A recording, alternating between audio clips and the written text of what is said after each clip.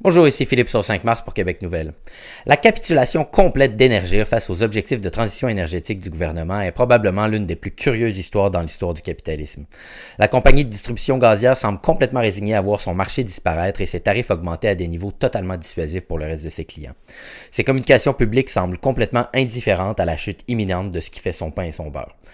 Notons qu'étant possédé à 80,9% par la Caisse de dépôt et placement et à 19,1% par la FTQ, ça veut dire que c'est avec l'argent des contribuables et celle de centaines de milliers de syndiqués qu'elle joue. Avez-vous déjà vu une compagnie annoncer de manière aussi désinvolte qu'elle perdrait 50% de son volume d'affaires dans les prochaines années et que ça ferait doubler les prix pour ses clients restants? On parle ici du secteur résidentiel et commercial qui forme la moitié de ses consommateurs de gaz naturel. L'autre moitié, c'est le secteur industriel à qui on dit essentiellement « Tant pis, vos tarifs vont exploser, dealez avec ». Non seulement on prévoit une chute drastique de ces consommateurs dans le secteur résidentiel et commercial à cause des éventuels bannissements du gaz naturel partout au Québec, mais on se fixe des objectifs pour augmenter la part de gaz naturel renouvelable dans l'offre d'approvisionnement, ce qui, de leur aveu direct, coûtera beaucoup plus cher.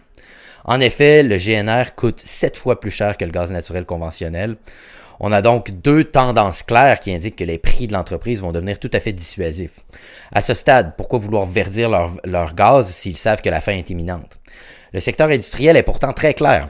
Malgré la recherche d'alternatives, une bonne part des industries auront encore besoin du gaz naturel pour encore 40 à 50 ans. C'est une chose de convertir du chauffage résidentiel à l'électrique, mais une usine ne peut se revirer sur un dissous de la même manière. Et même pour le résidentiel, Hydro-Québec est tellement dans une mauvaise posture avec le tarissement de ses surplus qu'elle priorise encore la biénergie et le recours au gaz naturel en période de pointe. Comment peut-elle accepter un tel autosabotage de la part d'Énergir qui possède un monopole sur la distribution au Québec? Les communications d'Énergir sont lunaires. Tout semble s'écrouler autour d'eux et ils ne présentent pas une once d'inquiétude ou d'intérêt pour les préoccupations de leurs clients. On aurait tendance à croire qu'une entreprise se battrait un peu plus fort pour sauver son marché, mais non. C'est à croire que des écolos ont pris le contrôle d'une compagnie de gaz pour la saboter de l'intérieur. C'est un vrai suicide. C'est tellement bizarre que même le représentant de Greenpeace au Canada, Patrick Bonin, qui se réjouit de la sortie du gaz en passant, s'inquiète de l'argent que pourrait perdre la Caisse de dépôt.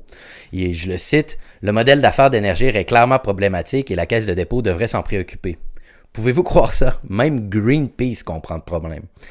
Bon, cela étant dit, ce n'est pas Énergir en entier qui est en train de s'écrouler, mais seulement son marché de gaz naturel. L'entreprise a effectivement élargi ses activités, notamment dans le domaine des énergies renouvelables. Elle possède Green Mountain Power, une compagnie du Vermont spécialisée dans la distribution d'énergie verte. Elle a aussi acheté Standard Solar, qui œuvre dans le photovoltaïque et les technologies solaires. Elle possède aussi des parts dans les parcs éoliens de la Seigneurie de Beaupré. Toutes ces expansions font en sorte qu'elle continue de se montrer confiante auprès de ses investisseurs. Mais la distribution de gaz demeure son principal produit. Certains diront que c'est futé de sa part de reconcentrer ses activités dans les énergies vertes, mais de là à laisser le marché du gaz s'écrouler, ça demeure une étrangeté dans le domaine des affaires. On ne peut pas s'empêcher d'y voir les effets des normes ESG auxquelles la Caisse de dépôt et de placement souscrit et qui lui fait perdre des fortunes sur le dos des contribuables. D'ailleurs, cette nouvelle réalité où des entreprises sont prêtes à se sacrifier pour le dogme de la transition devrait faire changer un peu le discours au Greta Thunberg de ce monde, qui persiste à dire que les politiciens et les entreprises du grand capital ne font rien pour sauver la planète. How dare you? Dans les faits, ils en font tellement en ce moment qu'ils sont prêts à sacrifier notre sécurité énergétique et l'argent des contribuables. Faut le faire. Dans un contexte de pénurie énergétique annoncée, on commence à avoir sérieusement besoin d'un vrai leadership qui ne passe pas son temps à sacrifier la population et son développement économique sur l'autel de la transition.